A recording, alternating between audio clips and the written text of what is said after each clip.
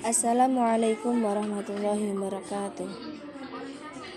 Kami dari kelompok 7 akan mempresentasikan tentang teknologi dan pengaruhnya pada proses belajar. Pengertian lainnya yaitu Pada poin pertama ialah pengertian teknologi dan pengaruhnya pada proses belajar. Teknologi adalah penerapan dari ilmu atau pengetahuan lain yang terorganisir ke dalam tugas-tugas praktis. Kata teknologi sering dipahami oleh orang awam sebagai sesuatu yang berupa mesin atau hal-hal yang berkaitan dengan permesinan. Namun, sesungguhnya teknologi pendidikan memiliki makna yang lebih luas, karena teknologi pendidikan merupakan perpaduan dari unsur manusia, mesin, ide, prosedur, dan pengelolaannya. Keberadaan teknologi harus dimaknai sebagai upaya untuk meningkatkan efektivitas dan efisiensi, dan teknologi tidak dapat dipisahkan dari masalah. Sebab teknologi lahir dan dikembangkan untuk memecahkan permasalahan yang dihadapi oleh manusia. Berkaitan dengan hal tersebut, maka teknologi pendidikan juga dapat dipandang sebagai suatu produk dan proses.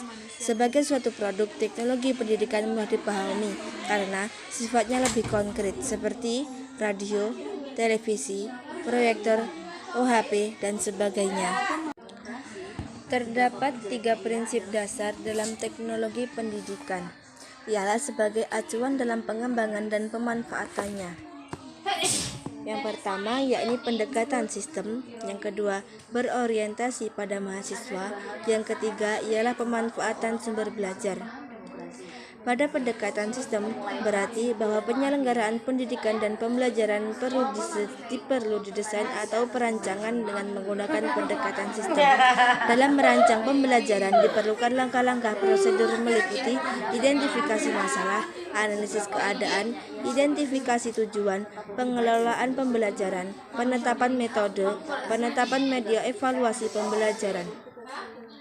Pada prinsip berorientasi pada mahasiswa berarti bahwa dalam pembelajaran hendaknya memusatkan perhatian kepada peserta didik dengan memperhatikan karakteristik, minat, potensi dari mahasiswa. Pada prinsip pemanfaatan sumber belajar berarti dalam pembelajarannya mahasiswa hendaknya dapat memanfaatkan sumber belajar guna mengakses pengetahuan dan keterampilan yang dibutuhkan. Satu hal lagi, bahwasanya teknologi pendidikan ialah suatu bidang yang menekankan pada aspek belajar mahasiswa. Keberhasilan pembelajaran yang dilakukan dalam suatu kegiatan pendidikan adalah sebagaimana mahasiswa dapat belajar dengan cara mengidentifikasi, mengembangkan, mengorganisasi, serta menggunakan segala macam sumber belajar. Dengan demikian, upaya pemecahan masalah dalam pendekatan teknologi pendidikan adalah dengan mendayagunakan sumber belajar. Hal ini sesuai dengan pengubahan istilah dari teknologi pendidikan menjadi teknologi pembelajaran. Dalam definisi teknologi pembelajaran dapat dinyatakan bahwa teknologi pendidikan ialah teori dan praktek dalam hal desain dan pengembangan.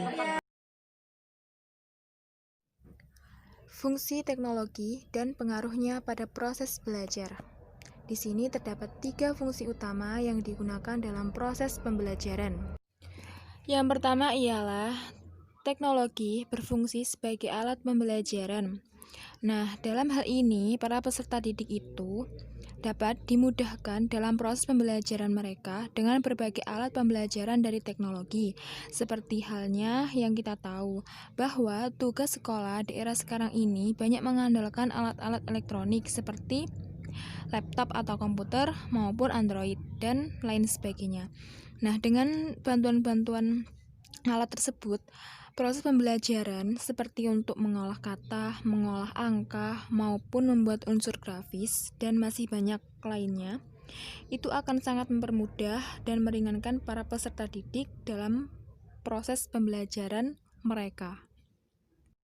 Yang kedua adalah teknologi berfungsi sebagai ilmu pengetahuan atau sains.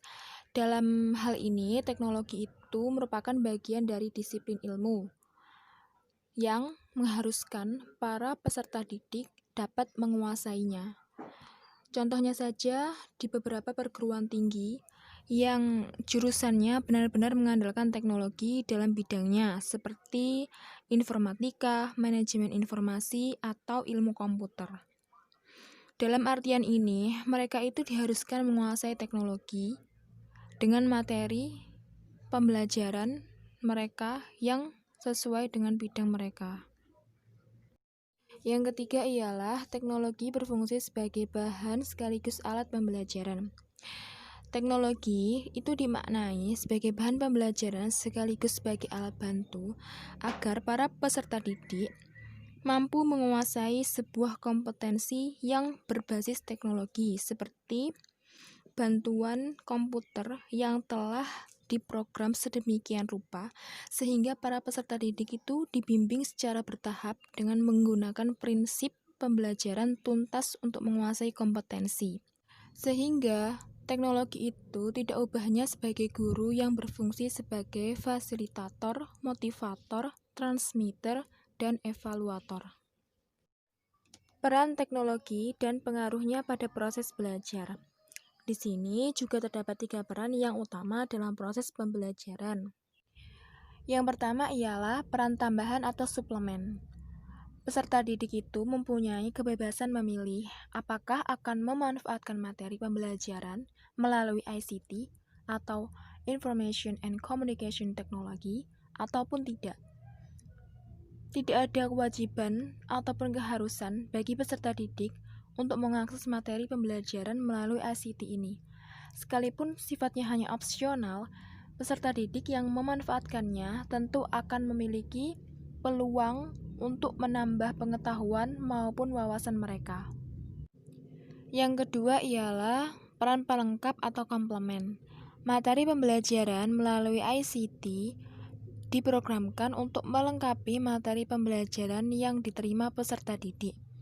Sebagai komplement ini, berarti materi pembelajaran melalui ICT diprogramkan untuk menjadi materi reinforcement atau pengayaan yang bersifat enrichment atau remedial bagi peserta didik di dalam mengikuti kegiatan pembelajaran konvensional. Yang ketiga adalah peran pengganti atau substitusi. Sehubungan dengan peran ini, terdapat 3 alternatif model kegiatan pembelajaran yang dapat dipilih oleh para mahasiswa. Yang pertama adalah konvensional atau tatap muka, yang kedua sebagian tatap muka, dan sebagian lagi melalui internet. Dan yang ketiga, sepenuhnya melalui internet. Di sini, para mahasiswa itu dapat memilih dari ketiganya. Dampak teknologi terhadap proses pembelajaran. Internet merupakan salah satu alat komunikasi yang murah, di mana memungkinkan terjadinya interaksi antara 2 orang atau lebih. Kemampuan dan karakteristik internet memungkinkan terjadinya proses belajar mengajar jarak jauh atau disebut dengan e-learning menjadi lebih efektif dan efisien, sehingga dapat diperoleh dengan hasil yang maksimal. Namun, dalam kehidupan sehari-hari kita tidak boleh lupa bahwa teknologi itu tidak hanya mendatangkan manfaat positif, melainkan juga dapat mendatangkan dampak negatif. Inilah yang harus kita waspadai. Teknologi tidak sesuai dengan yang kita harapkan sehingga hal yang mendatangkan dampak negatif. Tetapi di lain dampak negatif juga ada dampak positifnya. Dampak positifnya antara lain memunculkan media massa, khususnya media elektronik sebagai sumber ilmu dan pusat pendidikan, seperti jaringan internet, lab komputer, sekolah, dan lain-lain. Dampak dari hal ini yaitu guru bukanlah salah satu sumber pengetahuan sehingga siswa dapat belajar tidak perlu terlalu terpaku terhadap informasi yang diajarkan oleh guru, tetapi bisa mencari materi lain yang dari teknologi tersebut. Yang kedua, munculnya metode-metode pembelajaran yang baru yang memudahkan siswa dan guru dalam proses pembelajaran. Yang ketiga, sistem pembelajaran tidak harus melalui tatap muka. Selama ini proses pembelajaran yang kita kenal yaitu adanya pembelajaran yang disampaikan hanya dengan tatap muka langsung. Namun dengan adanya kemajuan teknologi, proses pembelajaran tidak harus mempertemukan siswa dengan guru, tetapi bisa menggunakan internet tersebut. Yang keempat, adanya sistem pengolahan data hasil penilaian yang menggunakan pemanfaatan teknologi seperti Microsoft Word, seperti itu ya. Yang kelima, pemenuhan kebutuhan akan fasilitas pendidikan dapat dipenuhi dengan cepat. Dalam bidang pendidikan tentu banyak hal dan bahan yang harus dipersiapkan. Salah satu contohnya penggadaan soal ujian dengan mesin fotokopi. Jadi dengan adanya teknologi, kita tidak harus melakukan penggandaan itu secara manual, tinggal fotokopi saja. Dampak positif yang ditimbulkan oleh perkembangan iptek juga akan memunculkan dampak negatif. Apa saja? Antara lain, yang pertama, e-learning yang dapat menyebabkan pengalih fungsian guru dan mengakibatkan guru jadi tersingkirkan, atau juga menyebabkan terciptanya individu yang bersifat individual karena sistem pembelajaran dapat dilakukan hanya seorang diri. Yang kedua, seringnya mengakses internet dikhawatirkan siswa atau mahasiswa bukannya benar-benar memanfaatkan, tetapi malah mengakses hal-hal yang tidak baik seperti pornografi, game online, dan sebagainya. Yang ketiga, peserta didik bisa terkena information overload, yakni menemukan informasi yang tidak habis-habisnya yang tersedia di internet sehingga rela menghabiskan waktunya berjam-jam demi mengumpulkan informasi tersebut. Yang keempat, pelajar menjadi pecandu dari keberadaan dunia maya secara berlebihan. Hal ini bisa terjadi ketika siswa tidak memiliki sikap skeptis serta kritis terhadap sesuatu hal yang baru. Yang kelima, tindakan kriminal seperti pencurian dokumen atau aset penting tentang sebuah tatanan pendidikan yang seharusnya dirahasiakan, tetapi dengan kriminal tersebut bisa dibobol. Yang keenam, menimbulkan sikap yang apatis pada masing-masing individu, baik bagi pelajar maupun pengajar. Hal ini dapat dilihat misalnya pada sistem pembelajaran yang bersifat virtual maupun e-learning, di mana sistem pembelajaran yang tidak saling bertemu antara peserta didik dengan pengajar. Maka dapat terjadi peserta didik kurang aktif dalam sistem pembelajaran dan hasilnya tidak maksimal. Selanjutnya adalah kesimpulan peran teknologi dan pengaruhnya dalam pembelajaran. Yang pertama, teknologi sering dipahami oleh orang awam sebagai sesuatu yang berupa mesin atau hal-hal yang berkaitan dengan permesinan. Namun, sesungguhnya teknologi pendidikan memiliki makna yang lebih luas karena teknologi pendidikan merupakan perpaduan dari unsur manusia, mesin, ide, prosedur, dan pengolahannya. Yang kedua, fungsi teknologi adalah sebagai alat bantu untuk pembelajaran, sebagai ilmu pengetahuan, dan sebagai bahan atau alat bantu untuk media pembelajaran. Dan yang ketiga, peran teknologi terhadap pembelajaran sebagai tambahan atau suplemen, sebagai pelengkap untuk pembelajaran, dan sebagai pembantu untuk mempermudah mahasiswa mengolah kegiatan pembelajarannya. Tiga alternatif yang dilakukan antara lain konvensional, sebagai tatap muka, dan sebagian dari internet, dan sepenuhnya dari internet. Selanjutnya adalah yang keempat.